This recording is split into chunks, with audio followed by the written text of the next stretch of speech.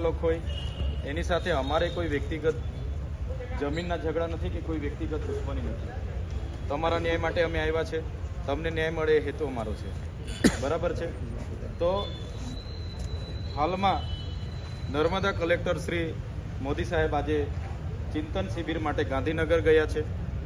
પણ તમારે સ્કોલરશીપને લગતું જે ડિપાર્ટમેન્ટ છે, જેને આપણે મદદનીશ કમિશનરથી આદિજાતિ વિકાસ વિભાગ કહીએ છીએ, એમના ઓથોરાઇઝડ અધિકારી આવે છે, એમના બીકે વલવી સાહેબ, જેમને સુરતનો પણ ચાર્જ છે, એટલે આજે આવી નથી શક્યા. પણ બીજા અધિકારીને ત્યાં એસપી સાહેબને અમે કીધું કે તમે લાઇઝનિંગ કરી આરએસી સાહેબ સાથે સંકલન કરીને એ અધિકારીને ત્યાં હાજર રાખો.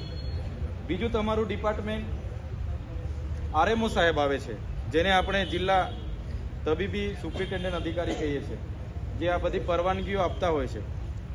એસપી સાહેબને એ વાત પણ કરી કે તમે આરએમઓ સાહેબ, જે હાલમાં કોઠારી સાહેબ છે, એમને પણ ત્યાં હાજર રાખો. તો આપણો હેતુ છે કે ભાઈ એફઆઈઆર કરી દઈને એને જેલમાં મૂકી દે, એ હેતુ આપણો નથી.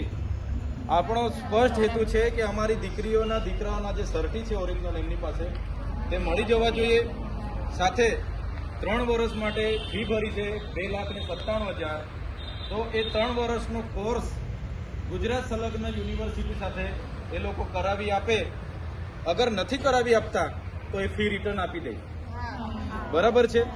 ત્રીજું કે જો એ લોકો આપણને ગુજરાત સંલગ્ન કોઈ યુનિવર્સિટી સાથે 3 વર્ષનો જીએનએમનો તાલીમ, કોચિંગ, પ્રેક્ટિકલ જે પણ આવતું હોય પ્રોફેસરો દ્વારા બધું પૂરું પાડે અને જીએનએમ આપણું ક્લિયર કરે તો 3 વર્ષની આપણને સ્કોલરશીપ જોઈએ. તમામ વિદ્યાર્થીઓ, એસટી વિદ્યાર્થીઓને આપણે તકેદારી અધિકારીમાંથી સ્કોલરશીપ મળે છે. માત્ર મા કમલમના વિદ્યાર્થીઓને છેલ્લા 4 થી 5 વર્ષ દરમિયાન સ્કોલરશીપ નથી મળી, તો બીજા વિદ્યાર્થીઓને મળે ને આ સંસ્થાને કેમ ના મળે? એટલે એ સ્કોલરશીપની પણ એ લોકો બાહેધરી લે તો પછી આપણે ત્યાંથી આપણો કાર્યક્રમ સ્થગિત કરીશું. અગર ત્યાં નથી થતું તો આપણે ત્યાં પણ ધરણા દેવાના થશે, તો આપણે બધા દઈશું. એટલે મારે શર્મા સાહેબ, ગઢવી સાહેબ અને ચૌધરી સાહેબને નમ્ર અરજ છે કે અમારા બાળકોના ન્યાય માટે તમે એસપી સાહેબ સાથે સંકલન કરી લો. માત્ર આવેદન, નિવેદન, જિંદાબાદ મુર્દાબાદ કરવા અમે નથી આવ્યા. અમે નવરા બી નથી. કેટલું આવવાનું, કેટલું લડવાનું? અધિકારીઓ સાથે અમે પણ કંટાળેલા છે. પછી સંવાદને સંવિધાન હવે સાઈડ પર મૂકીને ડાયરેક્ટ અમારે કાયદો વ્યવસ્થા હાથમાં લેવું પડશે. એની જવાબદારી સરકારની રહેશે. કેમ કે આટલા દિવસથી અમે તમને કીધું, તમે હું તપાસ કરી છે તો કેવો? 11 તારીખનું એસપી સાહેબને નિવેદન આપીને ગયેલા છે, હું તપાસ કરી, કેટલા લોકોને ડોક્યુમેન્ટ અપાવ્યા? બધા ડોક્યુમેન્ટ પેલો ડોક્ટર થેલામાં લઈને ફરે છે તો અપાવી દેવ ને, ફી અપાવી દેવાનું, ક્લિયરેશન આપો. એટલે આ 3 અધિકારીઓને ત્યાં બોલાવી લીધા હોય તો અમે ત્યાં આવીને બેસવા તૈયાર છે. પણ બાહેધરી આપવી પડશે કે આટલો અમે શિષ્યવૃત્તિ મળવી જોઈએ, આમનું જીએનએમ ક્લિયર કરવું જોઈએ, એમનું ઓરિજિનલ ડોક્યુમેન્ટ મળવું જોઈએ. તો જ ને જીએનએમ ગુજરાત યુનિવર્સિટી સાથે, એ બેંગ્લોર, હૈદરાબાદ ને આંધ્રપ્રદેશની યુનિવર્સિટી અહીંયા કોઈ ચલાવતું નથી. એટલે આવી ફ્રોડગીરી અમે નહીં ચલાવીએ. ને આટલી મોટી સંસ્થા 7,000 વિદ્યાર્થીઓ હાથે ફ્રોડ કર્યું તો સરકાર શું કરે છે? આજે અહીંયા મોટા મોટા નેતાઓ સ્વઘોષિત મસીહા બનીને અહીંયા રાજપીપળાને અહીંયા આજુબાજુમાં ફરે છે, એ લોકો કાં છે? મગનું નામ મરી પાડવા તૈયાર નથી. શું આ રાજનીતિનો મુદ્દો છે? આપણા દીકરા દીકરીનો મુદ્દો છે?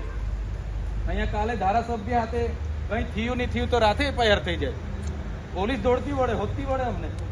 તો આ 10 દિવસ સુધી શું કાર્યવાહી કરી પોલીસની? એટલે અમે લડવાના મૂડમાં છે ભાઈ.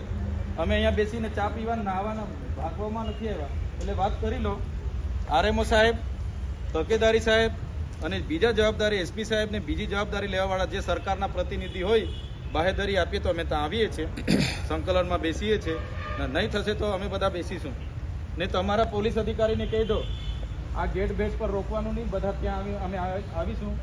અંદર અમે 10 જણ 15 જણ બેસવાના બેસીશું, પણ બધા ત્યાં દરવાજા પર ઉભા રહેશે. તમારા પોલીસ અધિકારીઓ બધા મિત્ર છે, તમારી સાથે અમારે કોઈ વ્યક્તિગત નથી, પણ ન્યાય કોઈ અપાવતું નથી. શું કરવાનું બોલો? ચેતરભાઈ, આપણે આ જેટલા વિદ્યાર્થીઓનું ભવિષ્ય બગડ્યું છે આ બ્રાન્ચના કારણે, બરાબર, તે બંધ નહીં થાય તો કોને ખબર આગળ બી આવું થઈ શકે છે. તો પછી બંધ કરવી વધારે જરૂરી છે. આ ભવિષ્ય તો બગડ્યું જ છે, આગળ પણ બગડી શકે છે. ઇન્જેક્શન કઈ રીતના મૂકશે વગર તાલીમે?